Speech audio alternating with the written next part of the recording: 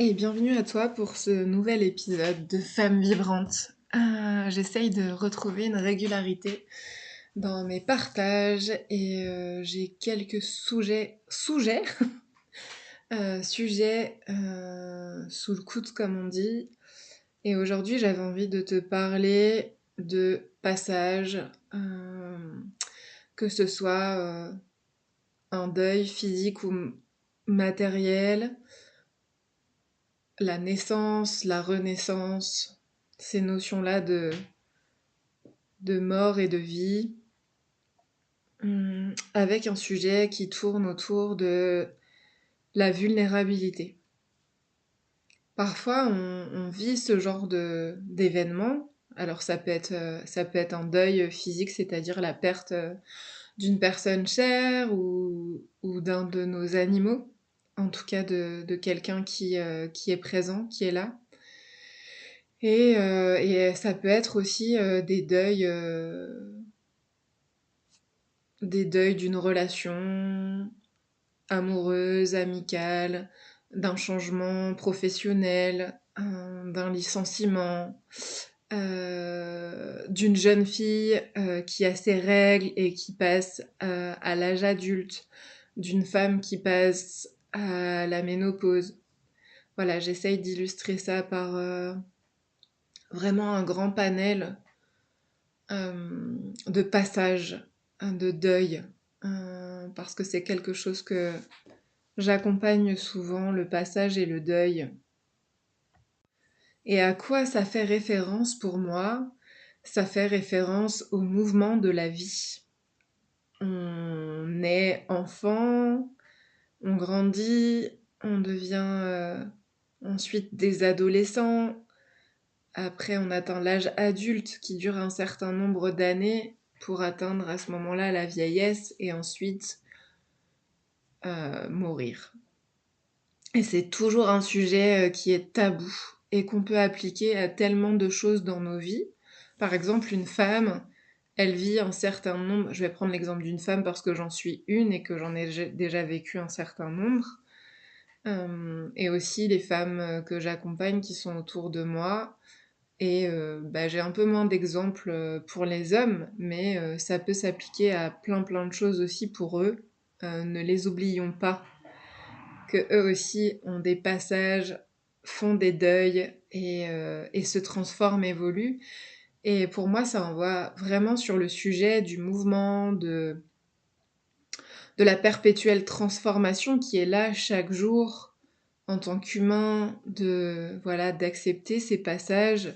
Alors en tant que femme, on a des grands passages de vie qui tournent autour de nos cycles féminins, avec l'arrivée de nos premières règles, l'arrivée ou non d'une maternité, ensuite la ménopause, l'arrêt des cycles menstruels.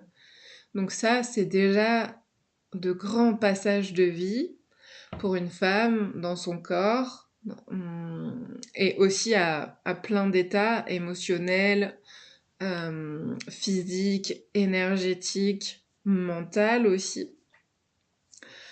Donc j'avais envie de nourrir cet épisode avec ces thématiques-là, mais ça peut s'appliquer à, comme je disais, une relation, une rencontre, l'amour, la création de projets, dans l'arrivée d'enfants, etc., etc. Et puis à un moment, la relation s'arrête, on dit stop, on est dans un deuil, on est dans un passage aussi. Ça peut être le cas pour une maladie, ça peut être le cas pour, voilà, plein d'exemples. Je te laisse l'appliquer à ce que tu peux vivre dans ta vie. J'essaye d'être la plus exhaustive possible pour que ce soit concret et pas mystérieux.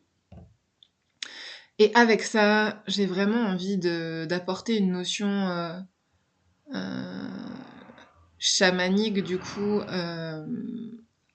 qui est reliée à cette connexion-là au monde invisible. Donc voilà, d'allier ces deux parties-là pour en faire quelque chose de concret. Et ce que je disais, c'est que ça nous envoie au perpétuel mouvement qui est là, au perpétuel changement dans nos vies, dans nos états. On a un mental très très fort qui est présent, qui nous amène dans une zone de confort et donc amener des changements par rapport à nos vécus d'enfance, par rapport à nos blessures d'enfance, par rapport à voilà, nos croyances sur les relations amoureuses, professionnelles, amicales.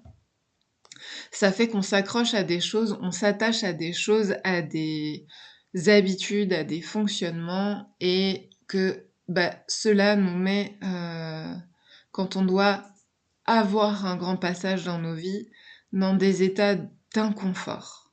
Mais pour, à mon sens, évoluer, se transformer, grandir, avoir de la maturité. Et donc ce passage qui va perpétuellement nous amener dans différentes phases, qu'elles soient émotionnelles, qu'elles soient mentales, physiques, voilà.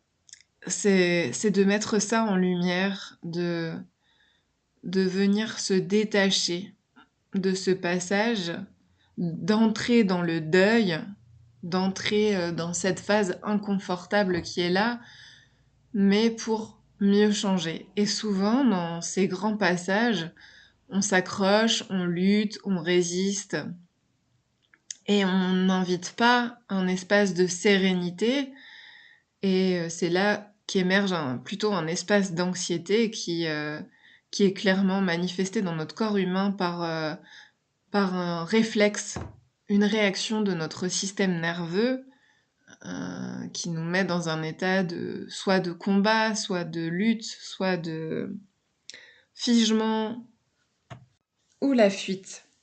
Et ça, plus on apprend à se connaître, à connaître ses fonctionnements, ses croyances, ces systèmes de défense dans lesquels on rentre, donc les trois que j'ai nommés avant, bah, par certaines techniques, ça nous permet de rentrer dans un espace de détente, de relâchement et plus de combat, de fuite ou de figement.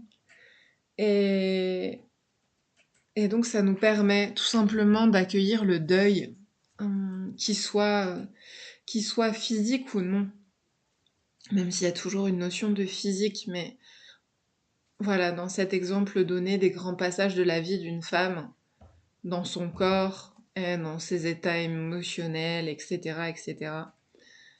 Et donc, ça m'amène au sujet de la sensibilité, de la vulnérabilité, parce que quand on rentre dans ces états-là, que j'ai nommés avant, parfois c'est aussi pour lutter que bah, cette expérience, elle nous fait souffrir et qu'on veut pas ressentir la souffrance, qu'on veut pas ressentir la tristesse, qu'on veut pas ressentir la colère. Par contre, dans notre société, on nous a amené à ressentir que la joie. La joie, la joie, la joie.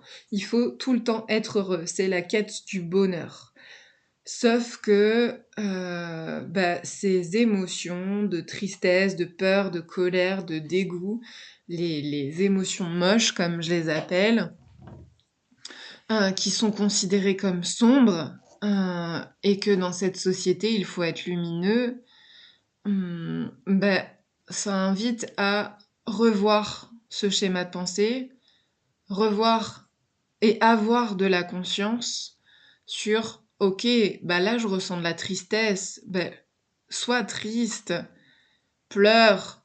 Alors si tu cries, peut-être que ce sera plus de la colère, mais vis pleinement tes émotions, ressens-les, fais-leur de l'espace dans ton corps, dans ton système émotionnel, énergétique et mental, pour pouvoir les accueillir pleinement et ne pas rester dans cet état de combat, de figement ou de fuite. Et ça, on va me dire, ouais, super, t'es mignonne, mais on fait comment? Bah, on fait comment?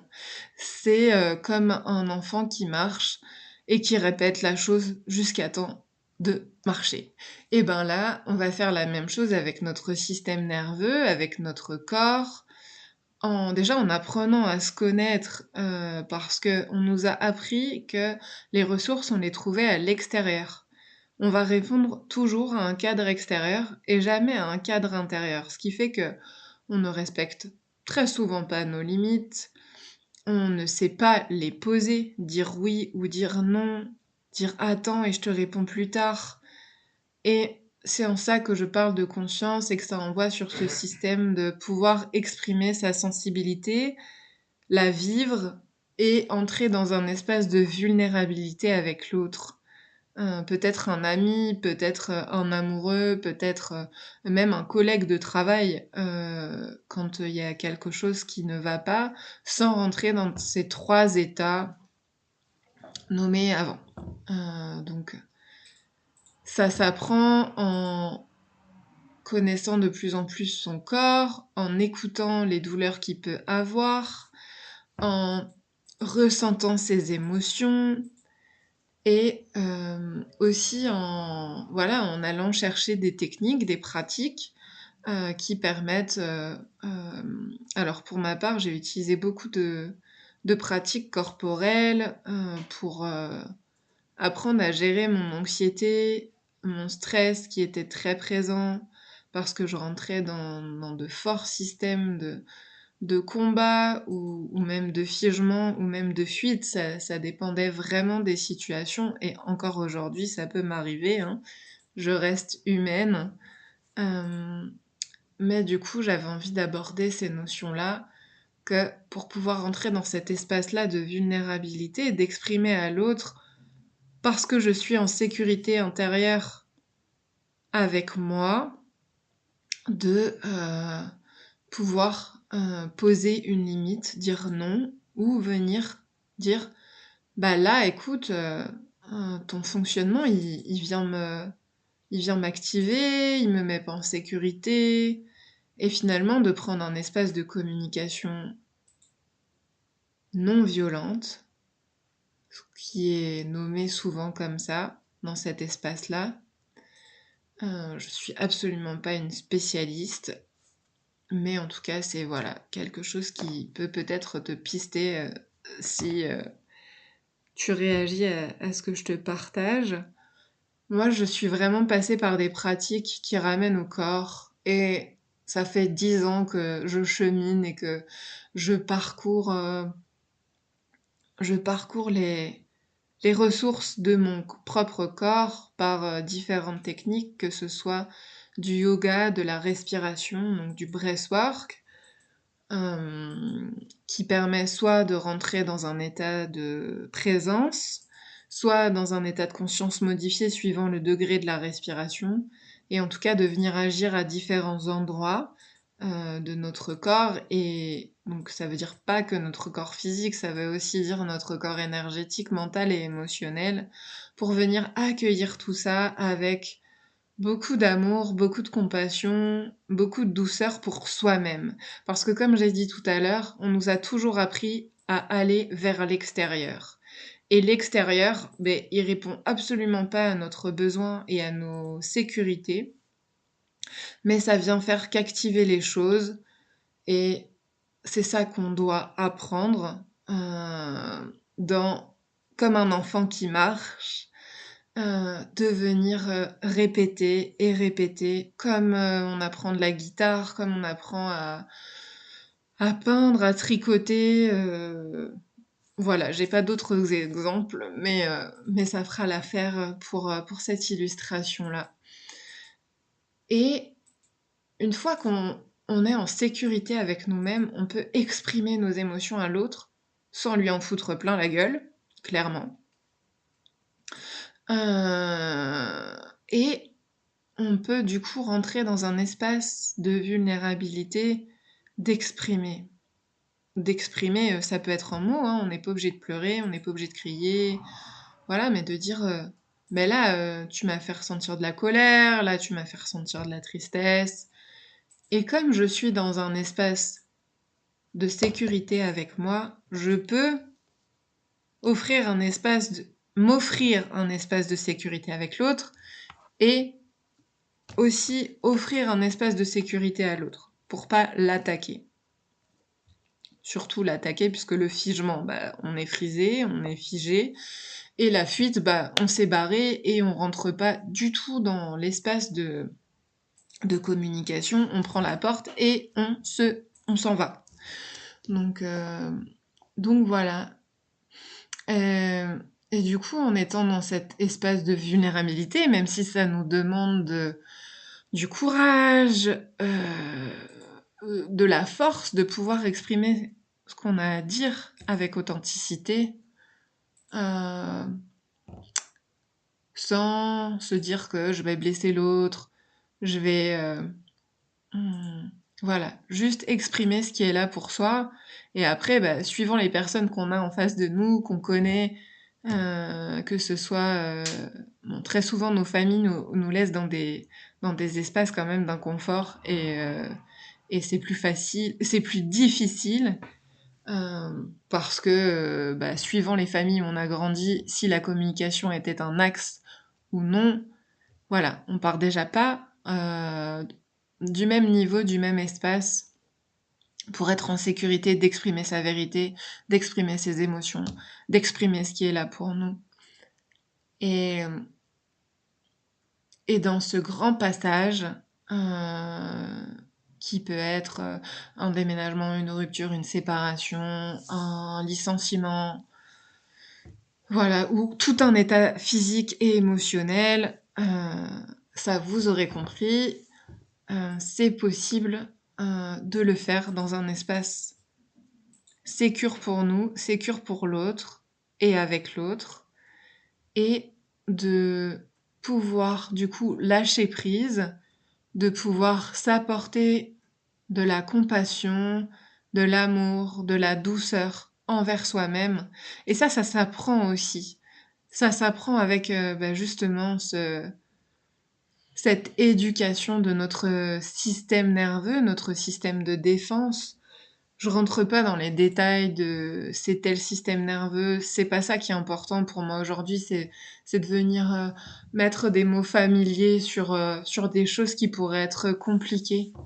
En tout cas, c'est ce que me permet aujourd'hui euh, mes connaissances dans le monde scientifique, dans la connaissance du corps humain, de la biologie cellulaire, etc., etc., et tout mon cheminement spirituel. Euh, où je suis allée à ma rencontre, où j'ai appris à me connaître, où j'ai découvert des pratiques, où aujourd'hui j'œuvre et j'offre ces pratiques parce que je suis passée par là, parce que je me suis apporté de la guérison, et du coup d'être dans cet espace-là pour l'offrir aux personnes aujourd'hui parce que j'ai acquis tout ça et comme le dit si bien un enseignement Lakota que j'adore, d'être la guérisseuse guérie, c'est-à-dire celle qui offre un espace à une autre personne pour qu'elle-même rentre dans cet espace de guérison envers elle-même. Et, et donc c'est d'apporter quelque chose de très concret dans nos quotidiens et que rien n'est une fatalité, et de dire voilà, bah, je suis allée explorer mon corps, je suis allée explorer mes systèmes, je suis allée guérir cet espace à l'intérieur de moi qui était blessé. Il était blessé de mon enfance parce que j'ai une mauvaise relation avec ma mère, j'ai une mauvaise relation avec mon frère, j'ai une mauvaise relation avec mon père, etc. Mes frères et mes sœurs, oh, oh, vous savez, vous connaissez la chanson, ou pas d'ailleurs.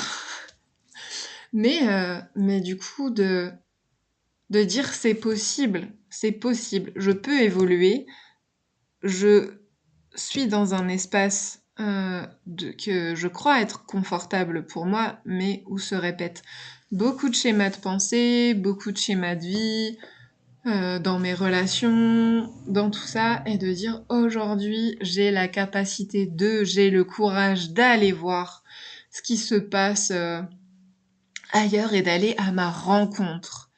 Et je pense qu'on est dans une période de la vie, en tout cas dans ce monde où beaucoup de choses changent, où il y a aussi cet éveil plus spirituel qui est là, en dehors des religions.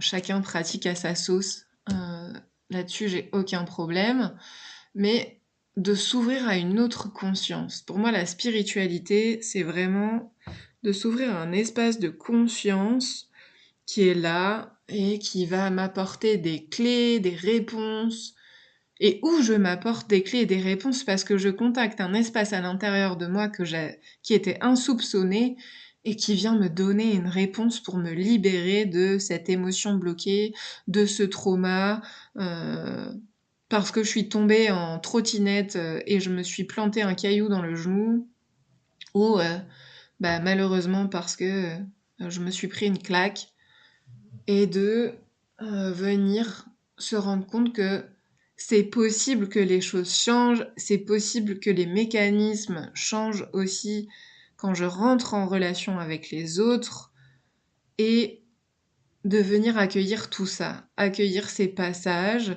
de nos vies, accueillir parce qu'on a tous des passages, hein, la vie elle est pas belle pour les uns et moche pour les autres. Euh, elle est Elle ressemble à l'océan. C'est soit des vagues douces, soit des bourrasques. Et là, on a je vais pas dire des tsunamis, mais ça pourrait être nommé un tsunami, un ouragan, si c'est vraiment très intense dans, dans ce qu'on peut vivre. Et de dire, ok, bah là, ça m'invite à bouger, ça m'invite à être en mouvement. Et se rappeler ça, que si on est en vie, c'est pour être en mouvement constant. Euh, mm, je dis pas que notre vie, elle sera jamais similaire à une certaine période, mais quand il y a des choses qui se passent dans nos vies, qui viennent nous bouleverser, qui viennent nous chambouler, eh bien, ça nous invite à évoluer, à changer, à être en mouvement et prendre conscience des choses pour tout simplement devenir plus mature, s'ouvrir à une nouvelle conscience qu'on n'avait pas et qu'on croyait ne pas avoir.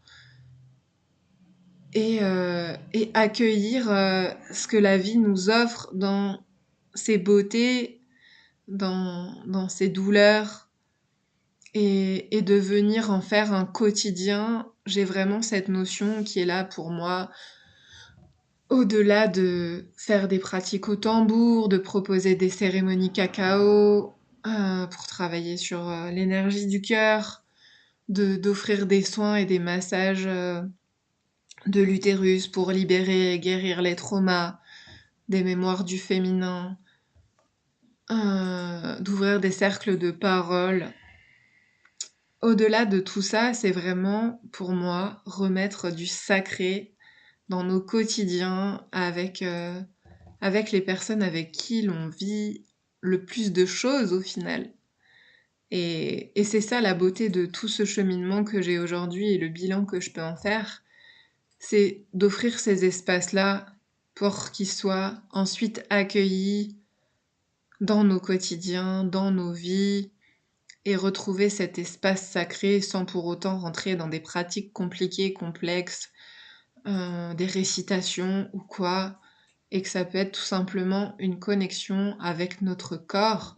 Là, si tu t'assois confortablement dans ta chaise, euh, dans ton canapé, dans ton lit, ou même si tu t'allonges et que tu fermes les yeux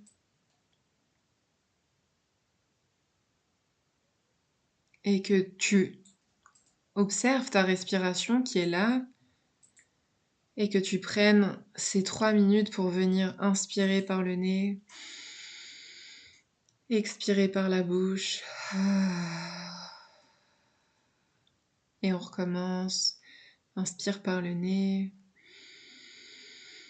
expire par la bouche, inspire par le nez, expire par la bouche, et puis que tu gardes les yeux fermés, que tu observes cette respiration et dans l'état de présence où elle t'amène, et d'observer que là, si tu avais une émotion, quelque chose qui était inconfortable ou un bruit que tu entends et qui t'énerve, de venir relâcher, apaiser ton système nerveux, de venir offrir un espace de souffle dans ton corps qui ensuite va t'inviter à un espace de mouvement. Et du coup, je vais terminer là-dessus pour que tu restes dans cet état avec ce qui est là pour moi et tout ce que j'ai pu te partager aujourd'hui. Dans ce deuil, n'hésite pas à me faire un retour en commentaire ou par email. Toutes les infos sont dans la barre de description.